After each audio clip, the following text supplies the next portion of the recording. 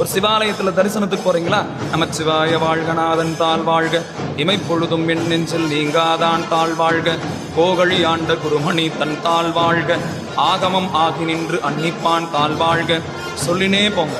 அப்ப தொடர்ந்து நாம் நிறைய நேரம் இறைவனை தரிசனம் செஞ்சவங்களா ஆகும். கருவறைக்கு முன்னாடி நாம் சாமி பார்க்கறது என்னமோ ஓரிரு நிமிடங்கள் தான் இருக்கும். ஆனால் இப்படி பதிகங்களை சொல்லிட்டு போனோம்னா நாம சாமியை பார்க்கறது ஓரிரு நிமிடம் தான், சாமி நம்மள நிறைய நேரம் பார்த்துன்னு இருப்பார். உங்களுக்கு புரியுதா? இவ்வளோ பேர் உட்காந்துருக்குறீங்க, இவ்வளோ பேர் பேச அமைதியாக உட்காந்துருக்கீங்க. யாராவது ஒருத்தர் அங்கே பேசுனாங்கன்னா இங்கே என்னுடைய கவனம் அங்கே போகுது இல்லை, அங்கே போகுது. அது மாதிரி வரிசையில் எத்தனை ஆயிரம் பேர் வந்தாலும் இறைவனை தரிசனம் செய்யறதுக்கு அந்த நேரத்தில் அந்த கூட்டத்தில் யாராவது திருமுறைகள் சொல்லின்னு வந்தாங்கன்னா எல்லார் கவனமும் சாமி மேல இருக்கும், சாமி கவனம் அவங்க மேல இருக்கும்.